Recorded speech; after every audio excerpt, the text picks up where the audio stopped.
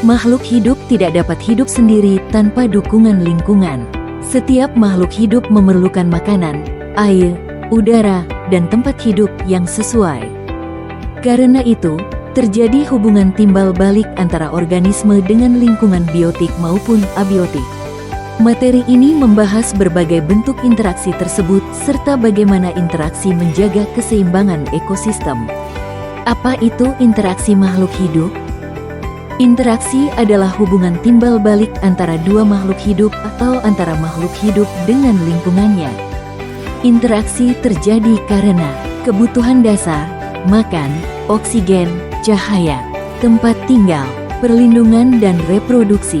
Tanpa interaksi, organisme akan sulit bertahan hidup. Komponen biotik atau komponen makhluk hidup yakni produsen, tumbuhan hijau yang mampu fotosintesis, konsumen, hewan, manusia, dan organisme pemakan lainnya, pengurai, bakteri, jamur, dan cacing tanah. Komponen abiotik atau yang bukan makhluk hidup adalah air, cahaya, suhu, tanah, udara, kelembapan. Kedua komponen ini saling terkait dan membentuk sebuah sistem yang disebut ekosistem.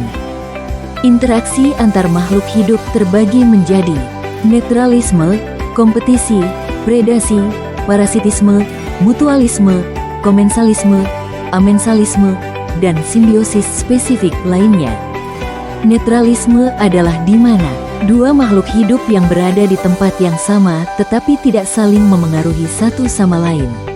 Interaksi ini paling jarang terjadi di alam karena umumnya organisme saling mempengaruhi secara tidak langsung. Contohnya adalah kucing dan burung hantu yang hidup di satu kebun namun tidak saling berebut makanan. Kompetisi atau persaingan yakni terjadi ketika makhluk hidup bersaing mendapatkan sumber daya yang terbatas seperti makanan, sinar matahari, tempat, dan pasangan. Adapun jenis-jenis kompetisi yaitu intraspesifik, antar individu satu spesies, contohnya adalah dua pohon mangga berebut cahaya. Interspesifik, antar spesies berbeda, contohnya ilalang dan padi di sawah, di satu kebun namun tidak saling berebut makanan. Predasi yaitu hubungan antara pemangsa, predator, dan mangsa. Predator mendapat makanan, sedangkan mangsa menjadi korban. Contohnya adalah singa memangsa zebra. Parasitisme, satu makhluk hidup, parasit, memperoleh keuntungan, sedangkan makhluk lain, inang, dirugikan. Parasit dapat berada di luar tubuh, ektoparasit, atau dalam tubuh, endoparasit. Adapun contohnya yaitu kutu pada kucing dan cacing pita dalam usus manusia. Mutualisme yaitu hubungan dua makhluk hidup yang saling menguntungkan kedua belah pihak.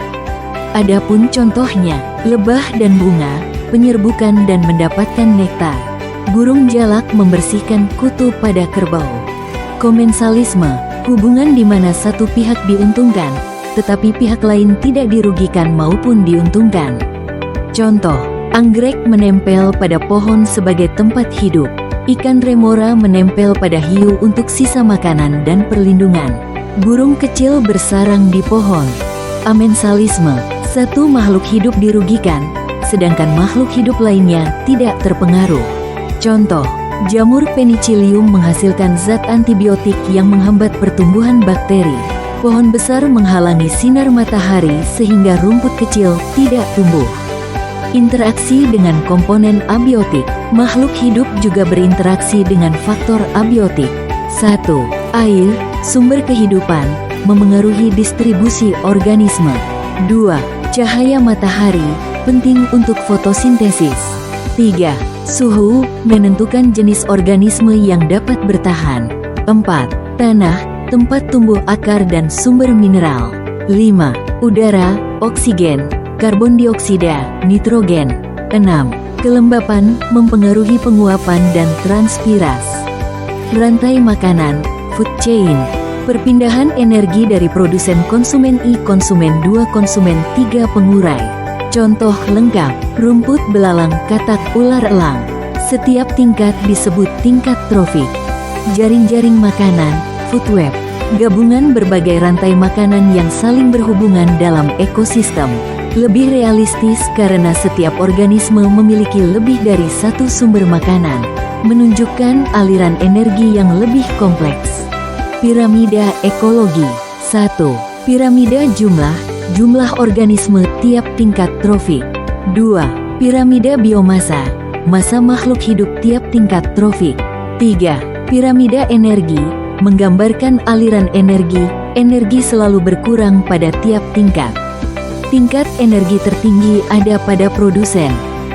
Contoh interaksi di ekosistem hutan. Produsen, pohon jati, semak, paku-pakuan. Konsumen I, rusa, ulat, serangga. Konsumen 2, ular, burung pemakan serangga.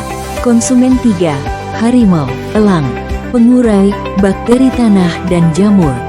Perubahan interaksi jika lingkungan terganggu.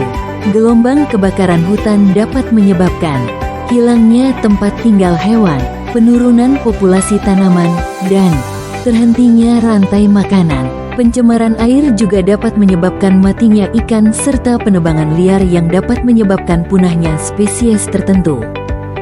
Upaya untuk menjaga keseimbangan ekosistem yaitu reboisasi dan penghijauan, pengurangan limbah plastik, pengolahan sampah rumah tangga, menjaga populasi hewan yakni tidak berburu liar, menjaga kualitas air dan udara, dan pendidikan lingkungan pada masyarakat.